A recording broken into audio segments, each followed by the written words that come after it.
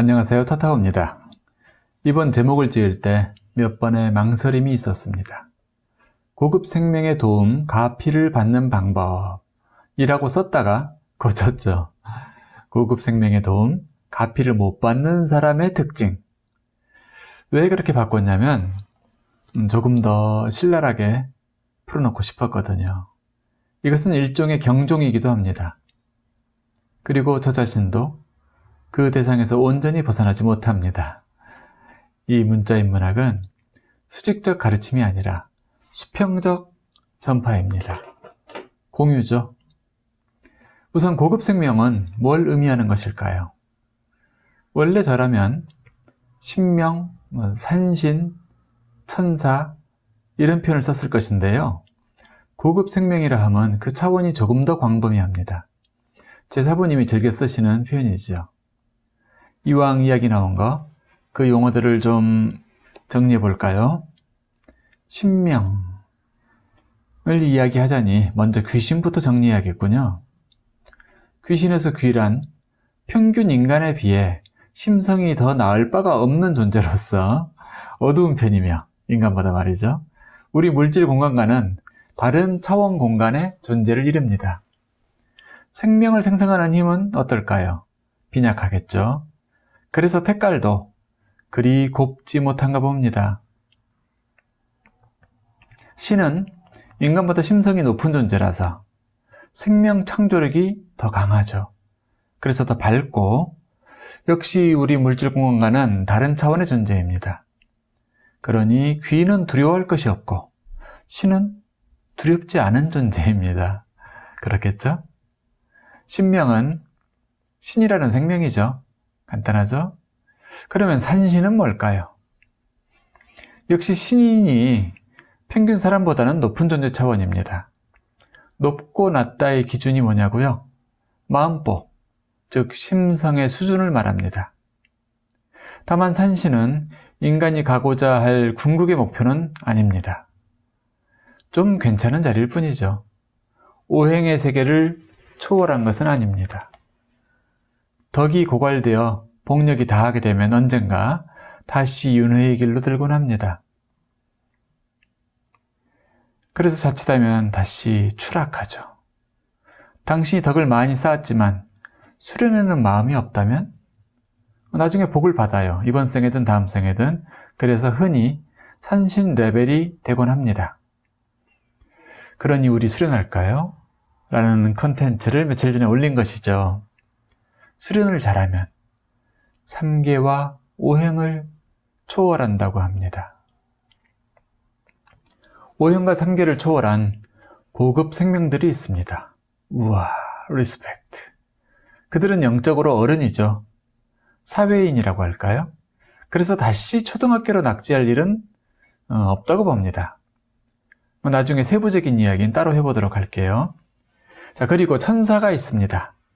천사는 목적별로 또 수준별로 여러 차원이 나눠져 있겠죠. 천사는 약간 기독교적 표현이라면 신명, 신장, 산신 등은 동양적 표현일 따름입니다. 모두 인간보다 위클래스이니 고급 생명에 속합니다. 그나저나 오늘의 주제는 그런 고급 생명을 자세히 분류하자는 것은 아니니 여기까지 하고요. 그 고급 생명들은 사람을 돕고 싶습니다. 왜냐하면 정에 이끌려서가 아니라 자비심이 충만하기 때문이죠. 정과 자비심은 완전히 다른 것입니다. 그래서 지나가다가 착한 사람을 보면, 그 덕을 많이 쌓은 사람을 보면 그냥 복을 훅 던져주곤 합니다. 선물처럼. 그런데 그 착하기가 매우 착한이라면 어떨까요? 덕을 아주 많이 쌓은 사람 말입니다. 그런 이는 몸에 하얀 덕의 구름이 뭉게뭉게 둘러 있습니다. 덕. 눈에는 안 보이지만 물질입니다. 미세물질이죠. 고급 생명이 던져주는 복은 그 덕에 착착 달라붙습니다. 그래서 온전히 그에게 스며들지요. 덕이 얇은 이는 그게 붙었다가도 곧잘 떨어집니다. 그런데 덕의 반대인 업이 쌓인 이는 어떨까요? 그 업은 덕에 달라붙어서 그 전통력을 많이 떨어뜨려 버리죠. 흙이나 먼지처럼 말이죠. 그래서 복이 찰싹 착지를 못하곤 합니다. 자, 또 다른 각도에서 오늘 핵심 포인트를 이야기해 보렵니다. 고급 생명이건 수호천사건 영적인 마스터 스승이건 참 도와주기가 거시기한 경우가 한 두 가지 있습니다. 좀 더 있겠지만 그냥 오늘 두 가지를 대표적으로 말씀드릴게요. 하나는 몽롱할 때입니다. 다른 말로는 정신줄 놓아버렸을 때라고도 하죠. 흐리멍텅한 상태, 멍 때리는 상태. 그러면 그 존재 자체가 뿌옇기 때문에 안개 가득한 마을에 배송될 택배처럼 난해지곤 합니다. 우리도 생각해 보세요. 길에서 흐리멍텅하게 취해가지고 졸고 있는 사람 보면은 도와주고 싶지 않죠. 그래서 명상과 멍때림은 달라지게 되는 것입니다. 그 결과가 매우 달라요. 상당수의 수련인들이 한동안 넋을 놓고 세타파에 들어갔다고 좋아가지고 멍 때려 놓고는 수련했다고 자랑하곤 하는데 그건 아닙니다. 그건 무기공이죠. 그냥 멍한 상태로 한량없는 세월을 보내다가 죽으면 이거 무슨 낭비인가요? 그 습만 업력으로 쌓여요. 그래서 다음 생에도 어릴 적부터 수업 시간에 흐리멍텅해지곤 할 것이 눈에 선합니다. 선생님이 집어던지는 분필도 얻어맞고 그때는 분필이 없을까요? 자, 자기 주체의식이 명료하게 살아있어야죠. 그걸 깨어있다고 합니다. 깨어있는 채로 명상하고 수련하고 삶을 살아가야죠. 그래야 오는 복을 받을 수 있습니다. 명료하고 반짝반짝해야 돼요. 이상의 주머니 속에 만져지던 반짝이는 은화처럼 말입니다. 또 한 가지, 격하면 안 됩니다. 격하다, 울컥하고 욱하고 이런 거 아시죠? 그것이 슬픔이든 분노든 욕망이든 말입니다. 식탐이든 말입니다. 어쨌든 격한 거. 고급 생명이 볼 적에 격한 사람은 자비의 대상이 되기 어렵습니다. 격한 사람은 불쌍해 보이지도 않아요. 자비심이 그래서 발동이 안 돼요, 잘.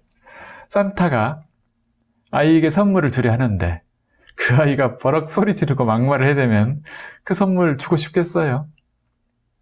야, 네가 산타야? 산타면 산타답게 공평해야지. 내가 지금 몇 살인데 주주의 2층 집이냐? 뭐 이런 식으로. 그리고 그런 흔들림에 격동하는 존재에게는 복조차 탁 달라붙기 어려워요. 흔들리고 있으니까. 어때요? 당신은 몽롱합니까? 혹은 때로 격해집니까? 이 두 가지가 결합되기 아주 좋은 조건이 술이 만땅 취한 상태입니다. 물론 그 양에 따라 총량의 차이는 좀 있겠지만요. 기본적으로 고급 생명들, 천사들도 또 보살들도 술 냄새 싫어해요. 아니, 정확히는 술의 기운을 싫어하죠. 왜냐하면 그것이 수많은 사람들을 흐리멍텅하게 만들었고 순하고 좋았던 착한 사람들을 격하게 밀어붙이곤 한 것을 너무나 뼈저리게 아니까요. 당신이라면 어떤 일을 돕고 싶나요? 아직 약하고 여리지만 뭔가 해보려고 애쓰는 사람 도와주고 싶죠? 잘 해보려고, 제대로 해보려고 애쓰는 사람 말입니다. 또 눈빛이 살아있는 이는 손잡아주고 싶죠? 셀 수 없이 많은 사람을 애매함과 격함의 수렁으로 끌어당겼을 술, 또 마약, 그리고 담배. 이런 것들은 천사들이 이맛살 찌푸리고 코를 틀어쥐는 그런 품목입니다.